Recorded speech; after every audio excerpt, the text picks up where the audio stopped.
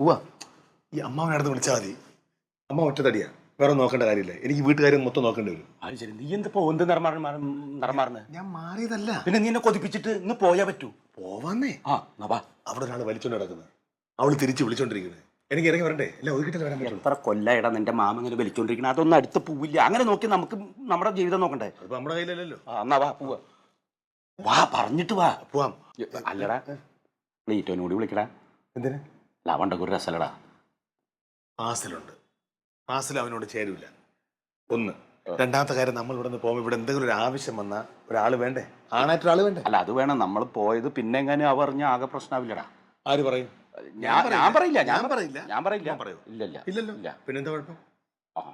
പോവാലോ. എന്നാ പോവാ. വിളിച്ചു പറയാൻ നിൽക്കണ്ട. ഏട്ടാ ഇന്നെ പോണോ? എടി ഇന്നത്തെ പണിക്ക് ഇന്നല്ല നാളെ പോയിട്ട് കാര്യമുണ്ടോ? നാളത്തേക്കാക്കിയാ പോരെ? എടി ഇരുന്നിരുന്നാണ് അയാളൊന്ന് കാണാൻ പറ്റുന്നത്. മത്തായി ചേട്ടനെ നാളെ രാവിലെ 10 മണിക്ക് പോവും. അതിന് മുമ്പായിട്ട് കാര്യങ്ങളെല്ലാം കണ്ട് സംസാരിക്കണം നമുക്ക്. അതുകൊണ്ടല്ലേ പറഞ്ഞത്. പോട്ടെ നമ്മള്. അല്ല എന്നെ അമ്മാവിനോട് പോവാ.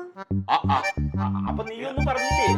അവന്റെ ഫ്രണ്ട് അല്ലേ ഇത്? അതെ എടി, എന്റെ ഫ്രണ്ട്, എന്റെ കൂടെ പഠിച്ച ആളാണ് ഈ മുഹമ്മദ് പടിയത്ത്. ഭയങ്കര കോടീശ്വരനാ, ഗൾഫിലെ എണ്ണ കമ്പനിയാണ്. അയാൾ ഇവിടെ ഒരു റിസോർട്ട് തുടങ്ങണു. അതിന്റെ ഉദ്ഘാടനമാണ് നാളെ. അതിന് വേണ്ടിട്ടല്ലേ ഞാൻ മുഖാന്തരത്തിൽ ഈ പണി കിട്ടിയത്. അപ്പൊ മത്തായിയ ഇലക്ട്രിക്കിന്റെ കോൺട്രാക്ടർ മത്തായി. ആ മത്തായിനെ എന്റെ മുഹമ്മദ് മുഖാന്തരം ഇവന്റെ മത്തായി ആയിട്ട് ഞങ്ങൾ ഏൽപ്പിച്ചു. ഈ മത്തായിയാണ് എനിക്കറിയാന്നുള്ളത്.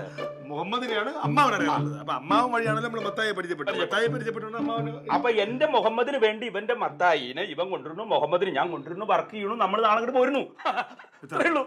ഏട്ടാ നിങ്ങൾ രണ്ടുപേരും കൂടെ പോയ അച്ഛൻ ഇവിടെ എന്തെങ്കിലും വന്നാൽ ഞാൻ ഒറ്റയ്ക്ക് എന്ത് ചെയ്യും? അച്ഛനൊന്നും വരില്ല.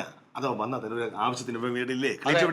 ക്ലീറ്റ് ഞങ്ങളുടെ കൂടെ ഇല്ലല്ലോ. ക്ലീറ്റ് അതിനാണ് ഇവിടെ ക്ലീറ്റോ ചേട്ടൻ ഉള്ളതും ഇല്ലാത്തതും ഒക്കെ കണക്കാ. അങ്ങനെ പറയല്ലേ. അവൻ ഒരു നാട്ടിലൊരു പ്രധാനപ്പെട്ട ഒരാളാണ്. അവൻ എല്ലാ കാര്യങ്ങളും നോക്കിക്കോളും. ഇനി എന്തെങ്കിലും അത്യാവശ്യം വിളിക്കുക ഒന്നും വരില്ല. ഈ തണുപ്പ് കാരണം ഒരു വെളിവുണ്ടായതൊന്നും കുഴപ്പമില്ലല്ലോ. ഇതിപ്പോ എത്ര കൊല്ലായി, ഒരു പ്രശ്നം ഉണ്ടാവില്ല. കുറച്ച് പൈസ കിട്ടാനോടി, അതുകൊണ്ടാണ് ഞാൻ പല ഒഴിവാക്കിയത്. കാരണം ഞാൻ പറഞ്ഞു അമ്മാനോട് പറഞ്ഞു. പക്ഷെ ഇടപാടുകൾ നമ്മൾ തന്നെ ചെയ്യണം. അച്ഛനൊരു ആവശ്യം വന്ന് ആശുപത്രി പോണം. പൈസ വേണ്ടേ? പൈസക്ക് പൈസ വേണ്ടേ പെണ്ണേ? അതുകൊണ്ടല്ലേ പോയിട്ട് കേട്ടാ. താമസിക്കില്ല. എത്ര നാളെ രാവിലെ ഇങ്ങോട്ട് പോരാ. നേരത്തെ പോരാ നമുക്ക്. രാത്രി പറ്റും. രാത്രി പറ്റുമെങ്കിൽ രാത്രി രാവിലെ ആയപ്പോ വിളിച്ചോളാം ഞാൻ കേട്ടാ. വാ പോയിട്ട് കേട്ടാ. വിഷമിക്കല്ലേ കേട്ടാ. ഞാൻ വിളിച്ചോളാം.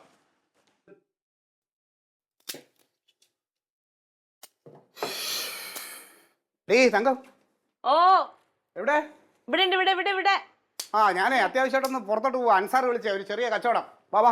അയ്യോ ഇപ്പൊ പോലെ ഇപ്പൊ പോയാലെങ്ങനെയാ? ഞാനിവിടുത്തെ ക്ലീറ്റ് ഇവിടെ ഉണ്ടാവുന്നല്ലേ? ഒരു 12-10 കച്ചവടമാണ്.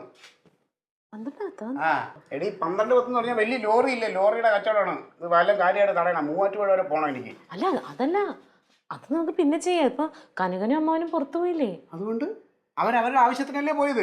പിന്നെ എന്റെ ആവശ്യത്തിന് ഞാനല്ലാതെ പിന്നെ ആര് പോകൂടി? അല്ല അപ്പൊ ക്ലീറ്റോനെ ഏൽപ്പിച്ചിട്ടുണ്ടെന്നല്ലേ പറഞ്ഞു. അപ്പച്ചൻ എന്തെങ്കിലും വന്നിട്ടുണ്ടെങ്കിൽ ആരുമില്ല.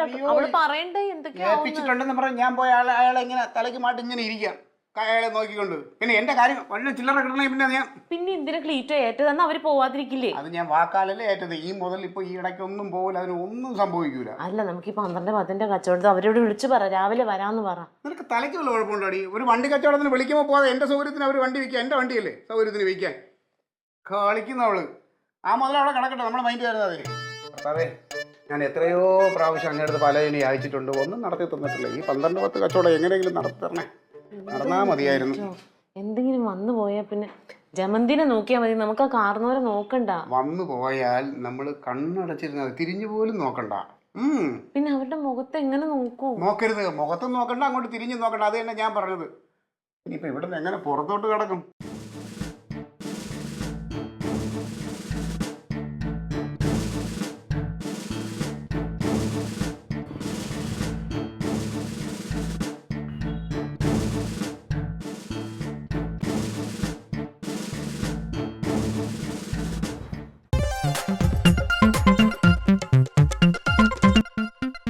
Alien versus Alien.